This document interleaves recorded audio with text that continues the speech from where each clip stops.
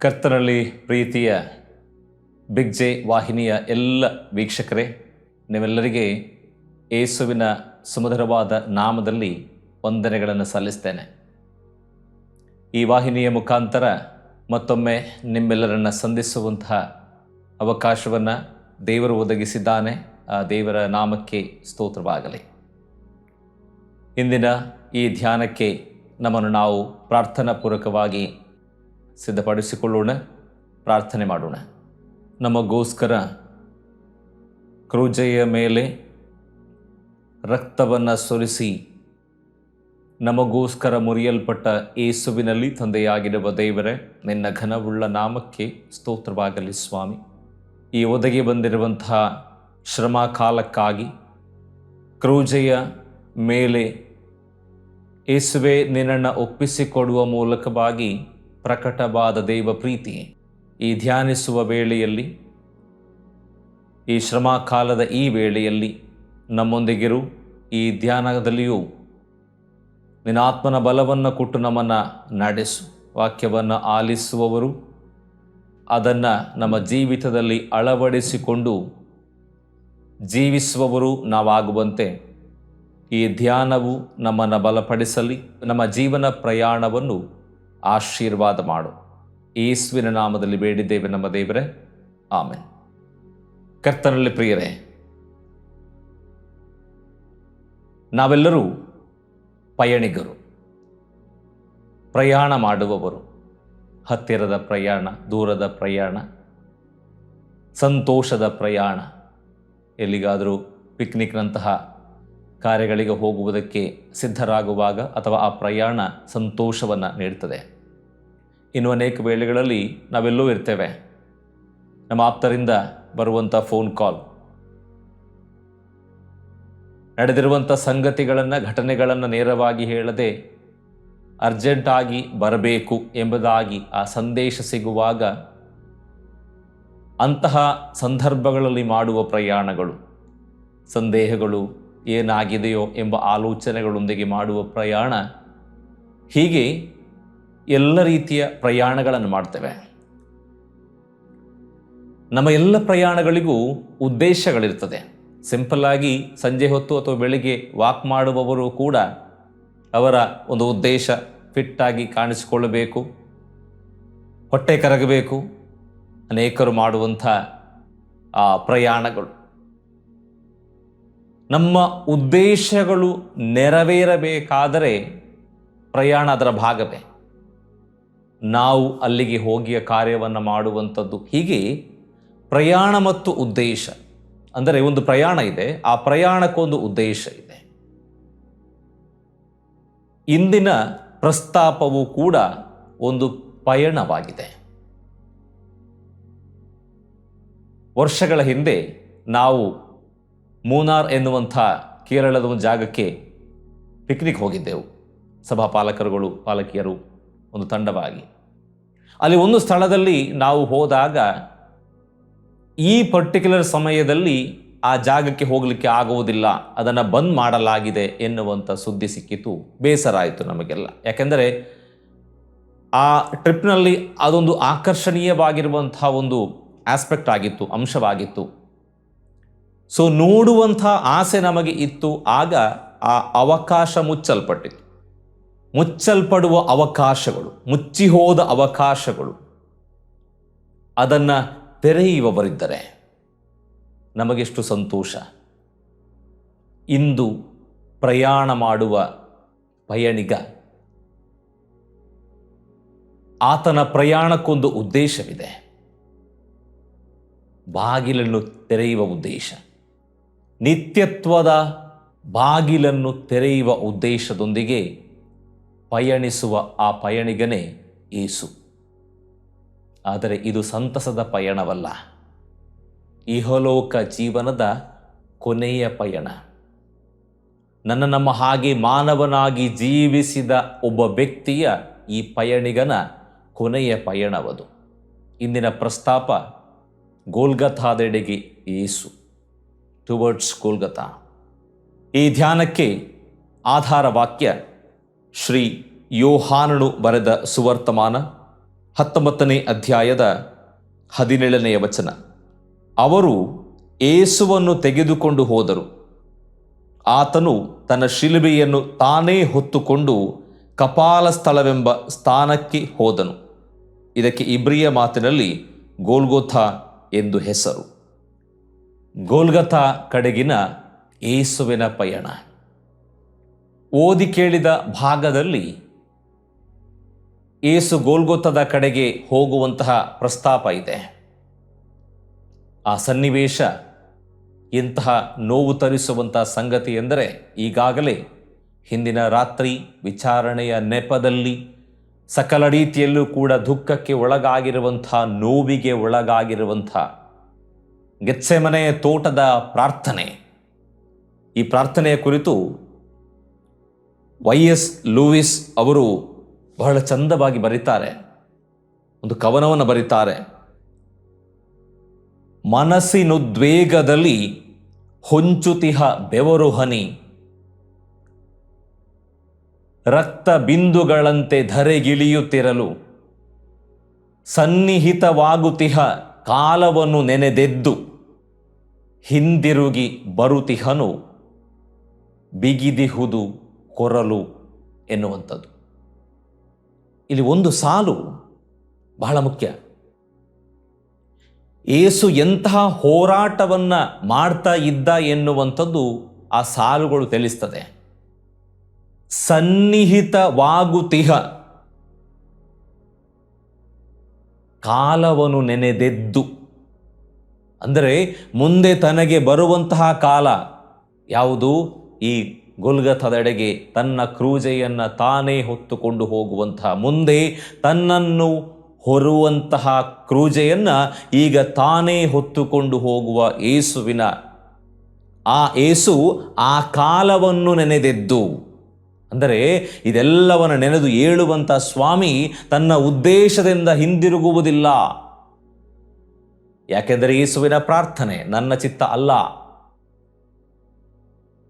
ನೆನೆದೆದ್ದು ಮುಂದುವರಿಸಿ ಹೇಳುವಂಥ ಮಾತುಗಳು, ಹಿಂತಿರುಗಿ ಬರ್ತಾ ಇದ್ದಾನೆ.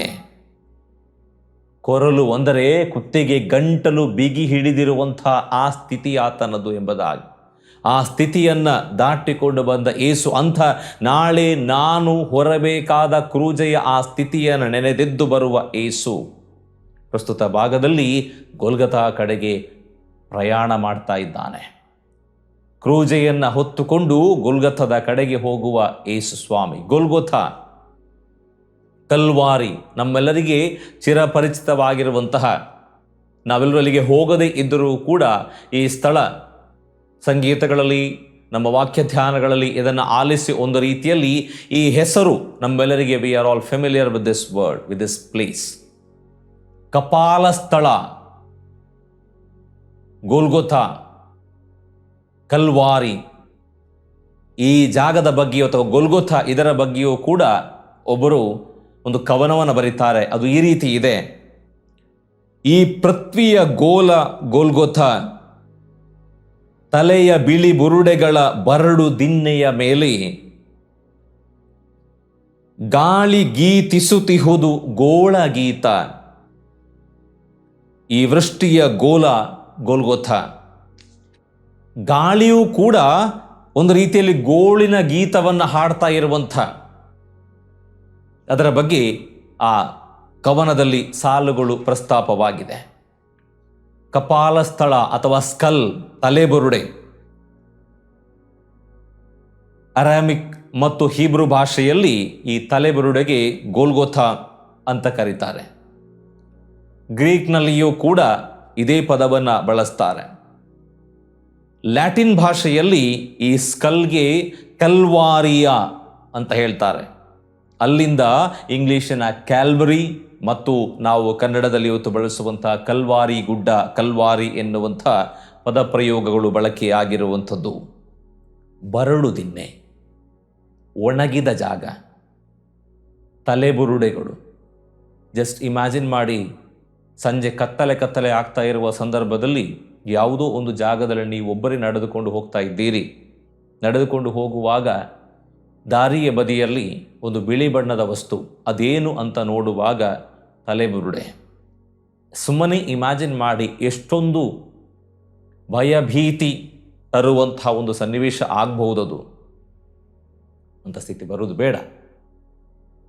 ಹಾಗಿರುವಾಗ ತಲೆಬುರುಡೆಗಳು ಇರುವ ರಾಶಿ ಇರುವಂತಹ ಜಾಗ, ಒಣಗಿದ ಬರಡಾಗಿರುವಂಥ ಸ್ಥಿತಿ, ಈಗಲೂ ಕೂಡ ಸಂದರ್ಶಕರು ಹೇಳ್ತಾರೆ ಆ ಜಾಗ ಒಣಗಿರುವಂಥ ಸ್ಥಿತಿ ಎಂಬುದಾಗಿ. ಅಂದರೆ ಎಲ್ಲವೂ ಕೂಡ ಶೂನ್ಯವಾಗಿರುವಂತಹ ಸ್ಥಿತಿ, ಒಣಗಿ ಹೋಗಿರುವಂಥ ಸ್ಥಿತಿ, ಪಾಸಿಟಿವ್ ವೈಬ್ ಅನ್ನುವಂಥದ್ದು ಇಲ್ಲದೆ ಇರುವಂಥ ಈ ಜಾಗಕ್ಕೆ ಏಸು ಹೋಗ್ತಾ ಇದ್ದಾನೆ. ಉದ್ದೇಶ ನಾನು ಆಗಲೇ ಹೇಳಿದೆ, ಪ್ರತಿ ಪ್ರಯಾಣದ ಹಿಂದೆ ಇರುವಂಥ ಉದ್ದೇಶ. ಇಲ್ಲಿ ಏಸು ತನ್ನನ್ನು ಒಪ್ಪಿಸಿಕೊಡುವುದಕ್ಕಾಗಿ ಹೋಗುವಂಥ ಈ ಜಾಗ, ಶಿಕ್ಷೆಗೆ ಒಳಪಡಿಸುವಂಥ ಸ್ಥಿತಿಗಾಗಿ ಮಾತ್ರ ಉಪಯೋಗವಾಗ್ತಾ ಇದ್ದಂಥ ಕ್ರೂಜೆ, ಆ ಕ್ರೂಜೆಯ ಮೇಲೆ, ಗೋಲ್ಗೊಥಾ ಗುಡ್ಡದ ಮೇಲೆ ಏಸು ತನ್ನನ್ನು ಸಮರ್ಪಿಸಿಕೊಂಡ, ನನಗಾಗಿ, ನಮಗಾಗಿ, ನಮ್ಮ ಪಾಪಗಳ ಸ್ಥಿತಿಯಿಂದ ಬಿಡುಗಡೆಗೊಳಿಸಿ ಮುಚ್ಚಲ್ಪಟ್ಟಂಥ ನಿತ್ಯತ್ವವನ್ನು, ಆ ಬಾಗಿಲು, ನಾನು ಆರಂಭದಲ್ಲೇ ಒಂದು ಎಕ್ಸಾಂಪಲನ್ನು ಹೇಳಿದೆ, ಮುಚ್ಚಿ ಹೋದ ಸ್ಥಿತಿಯಿಂದ ತೆರೆಯುವವರಿದ್ದರೆ, ಗೋಲ್ಗೊಥಾ ಗುಡ್ಡ ಎನ್ನುವಂಥ ಶೂನ್ಯದ ಬರಡು ದಿನ್ನೆಯ ಮೇಲೆ, ಬರಡು ಜಾಗದಲ್ಲಿ ತನ್ನನ್ನು ಒಪ್ಪಿಸಿಕೊಡುವ ಮೂಲಕವಾಗಿ ನಿತ್ಯತ್ವದ ಹಾದಿ ತೆರೆಯಲ್ಪಡುವಂಥದ್ದು, ಅದರ ಭಾಗವಾಗಿ ತನ್ನನ್ನು ಒಪ್ಪಿಸಿಕೊಡುವಂಥದ್ದು. ಆ ಮೂಲಕ ಆದಿಕಾಂಡದಲ್ಲಿ ಸೃಷ್ಟಿಕತನದ ಬಗ್ಗೆ ಇದೆ. ಶೂನ್ಯವಾಗಿರುವಂಥ ಸ್ಥಿತಿ, ಏನೂ ಇಲ್ಲದೆ ಇರುವಂಥ ಸ್ಥಿತಿಯಲ್ಲಿ ದೇವರು ಸೃಷ್ಟಿಯನ್ನು ಮಾಡಿ, ಸೃಷ್ಟಿಕ್ರಮವನ್ನು ಮಾಡಿ ಸಮೃದ್ಧಿಯನ್ನು ತರ್ತಾನೆ. ಸಮೃದ್ಧಿ ಉಂಟಾಗ್ತದೆ, ಏನೂ ಇಲ್ಲದೆ ಇರುವಂಥ ಸ್ಥಿತಿಯಿಂದ ಸಮೃದ್ಧಿ. ಅಲ್ಲಿಂದ ಮುಂದೆ ಮನುಷ್ಯನ ಅವಿಧೇಯತೆಯ ಫಲವಾಗಿ, ಒರಟಾದ ಸ್ಥಿತಿಯ ಫಲವಾಗಿ, ಒಣಗಿದ ಸ್ಥಿತಿಯ ಫಲವಾಗಿ ಮನುಷ್ಯ ದೇವರೊಂದಿಗಿನ ಸಂಬಂಧವನ್ನು ಕಳಕೊಳ್ಳುವಂಥ ಸ್ಥಿತಿ, ಒಣಗಿ ಹೋಗುವ ಸ್ಥಿತಿ, ಬಾಗಿಲು ಮುಚ್ಚಿ ಹೋದ ಸ್ಥಿತಿಯಲ್ಲಿ ಏಸು ಆ ಒಣಗಿದ ಜಾಗದಲ್ಲಿ ತನ್ನನ್ನು ಒಪ್ಪಿಸಿಕೊಡುವ ಮೂಲಕವಾಗಿ ಒಂದು ರೀತಿಯಲ್ಲಿ ಶೂನ್ಯವಾಗಿರುವಂಥ ಸ್ಥಿತಿಯಿಂದ ಎಲ್ಲವೂ ಇರುವಂಥ ಸ್ಥಿತಿಗೆ, ಶಾಶ್ವತವಾಗಿ ಮುಚ್ಚಿ ಹೋಗುವ ಬಾಗಿಲು ತೆರೆಯಲ್ಪಡುವ ಹಾಗೆ ಯೇಸುವಿನ ಮೂಲಕವಾಗಿ ಆಗಿರುವಂಥ ಈ ಕಾರ್ಯ, ಇಂದಿನ ಪ್ರಸ್ತಾಪ ನಮಗೆ ತಿಳಿಸುವಂಥದ್ದು ಗೋಲ್ಗೊಥಾ ಕಡೆಗಿನ ಯೇಸುವಿನ ಪ್ರಯಾಣ. ಗೋಲ್ಗೊಥಾದೆಡೆಗೆ ಏಸು, ಅದರ ಉದ್ದೇಶ ನಾನು ಮತ್ತು ನಾವು, ನಮ್ಮ ಒಳಿತು, ನಮ್ಮ ಒಳ್ಳೆಯದು. ಇದಕ್ಕಾಗಿ ಏಸು ಪ್ರಯಾಣ ಮಾಡಿದ. ದುಃಖಕರವಾದ ಪ್ರಯಾಣವಾಗಿತ್ತು, ನಾನಾಗಲೇ ಹೇಳಿದೆ ಅದನ್ನು, ಬಹಳ ದುಃಖಕರವಾದ ಪ್ರಯಾಣ. ಆದರೆ ಆ ಪ್ರಯಾಣದಲ್ಲಿಯೂ ಕೂಡ ಇರುವಂಥ ಉದ್ದೇಶ ನಾನು ಮತ್ತು ನಾವು. ನಾವು ಸಾಮಾನ್ಯವಾಗಿ ಆಡುವ ಮಾತುಗಳು ಪುನಃ ಒಂದರಿಂದ ಶುರು ಮಾಡಬೇಕಿನ್ನು ಅಂತ.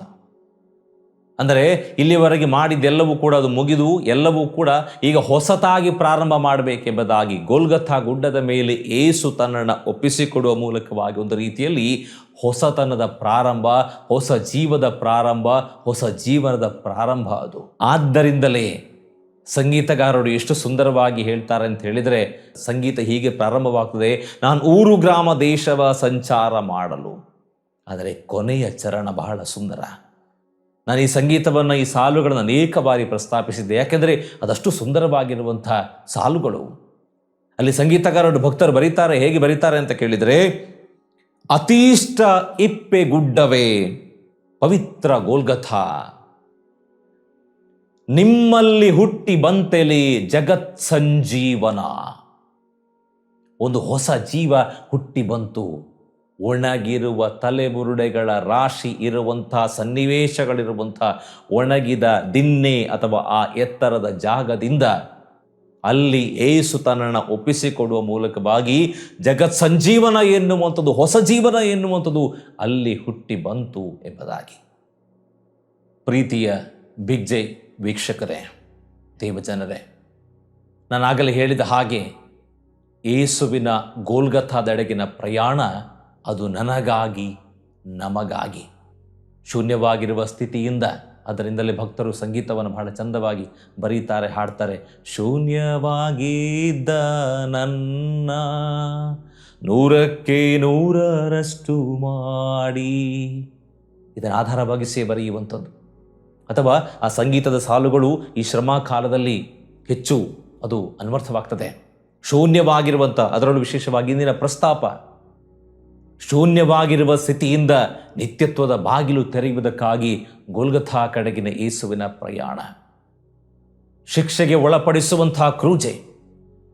ಕರ್ತನಲ್ಲಿ ಪ್ರಿಯರೇ, ಇವತ್ತು ನಾವು ಯಾವುದೋ ಬೇರೆ ಬೇರೆ ಡಿನಾಮಿನೇಷನ್ಗಳಿಗೆ ಸಂಬಂಧಪಟ್ಟವರಾಗಿರಬಹುದು. ಒಂದು ವೇಳೆ ನಾವು ಹೋಗುವಂಥ ಆಲಯಗಳು ಬೇರೆ ಬೇರೆ ಆಗಿರಬಹುದು, ಬೇರೆ ಬೇರೆ ಡಿನಾಮಿನೇಷನ್ ಆಗಲೇ ಹೇಳಿದ ಹಾಗೆ. ಆದರೆ ಒಂದು ಸತ್ಯ, ಯೇಸು ಎನ್ನುವಂಥ ಹೆಸರು ಕೇಳುವಾಗ ಈ ಡಿನಾಮಿನೇಷನ್ ಎಲ್ಲವನ್ನ ಮರೆತು ನಾವು ಒಂದಾಗ್ತೇವೆ.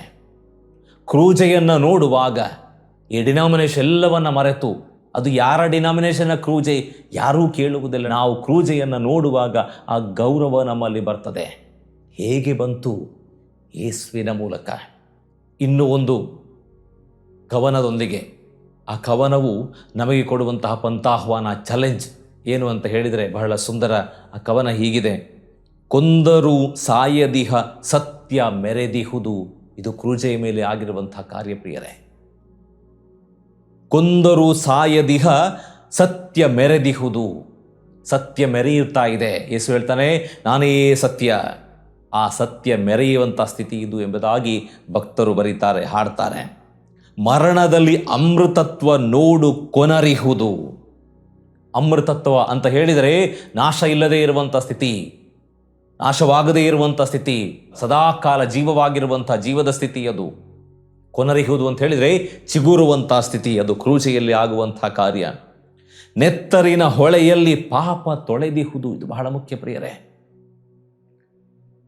ನೆತ್ತರಿನ ಹೊಳೆಯಲ್ಲಿ ಪಾಪ ತೊಳೆದಿರುವಂಥ ನಮ್ಮೆಲ್ಲರ ಪಾಪದ ತೊಳೆಯುವಿಕೆಗಾಗಿ ಕ್ರೂಜೆಯ ಮೇಲೆ ಏಸು, ಗೊಲ್ಗಥಾ ಗುಡ್ಡದ ಮೇಲಿನ ಏಸುವಿನ ಆತನನ್ನು ಒಪ್ಪಿಸಿಕೊಡುವಂಥ ಆತನ ರಕ್ತ ನಮ್ಮನ್ನ ಪಾಪದಿಂದ ತೊಳೆಯಿತು ಎಂಬುದಾಗಿ.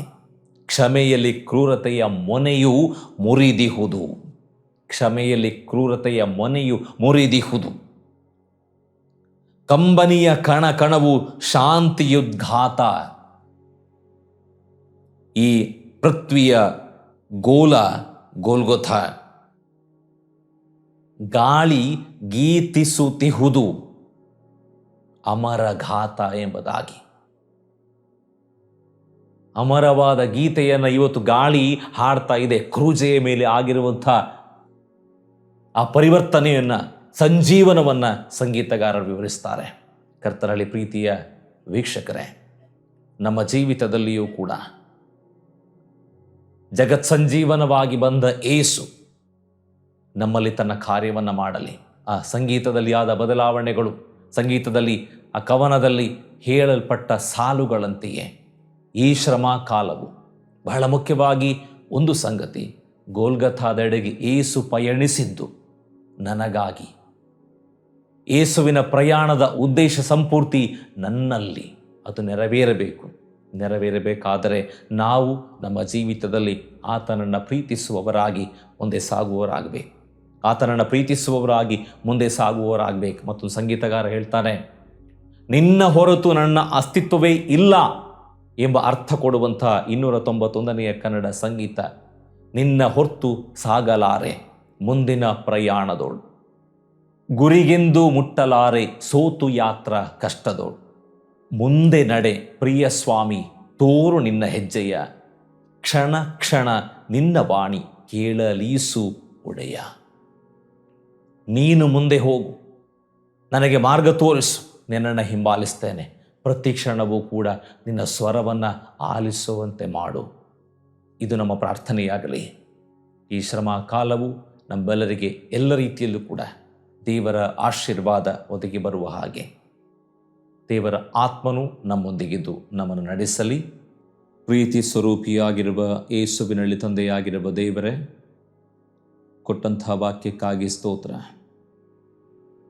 ಯೇಸುವೆ, ಗೊಲ್ಗಥಾದೆಡೆಗಿನ ನಿನ್ನ ಪ್ರಯಾಣದ ಉದ್ದೇಶ, ಆ ಉದ್ದೇಶ ಸಂಪೂರ್ತಿಯಲ್ಲಿ ನೀನು ಕ್ರೂಜೆಯ ಮೇಲೆ ನಮಗೋಸ್ಕರವಾಗಿ ನಿನ್ನನ್ನೇ ಒಪ್ಪಿಸಿಕೊಟ್ಟಿ ಅದನ್ನು ಮತ್ತೊಂದು ಆವರ್ತಿ ತಿಳುಕೊಂಡವರಾಗಿ, ನನ್ನ ಸ್ವಾಮಿ ನನಗೋಸ್ಕರವಾಗಿ ಪ್ರಾಣ ಕೊಟ್ಟ, ಆತನನ್ನು ಪ್ರೀತಿಸುತ್ತಾ, ಆತನನ್ನು ಗೌರವಿಸುತ್ತಾ, ಆತನನ್ನು ಆರಾಧಿಸುತ್ತಾ, ಆತನಿಗೆ ಕೃತಜ್ಞಳಾಗಿ ನನ್ನ ಜೀವಿತವನ್ನು ಸಾಗಿಸ್ತೇನೆ ಎನ್ನುವಂಥ ನಮ್ಮ ವಿಶ್ವಾಸ ಯಾತ್ರೆಯನ್ನು ನವೀಕರಿಸಿಕೊಳ್ಳುವಂತೆ ಈ ಧ್ಯಾನವು ನಮ್ಮನ್ನು ಬಲಪಡಿಸಲಿ. ನಮ್ಮ ಜೀವನ ಪ್ರಯಾಣದಲ್ಲಿಯೂ ಕ್ಷಣ ಕ್ಷಣವೂ ನೀನು ನಮ್ಮ ಸಂಗಡ ಇದ್ದು ನಮ್ಮನ್ನು ಮಾರ್ಗದರ್ಶಿಸಿ ನಡೆಸು.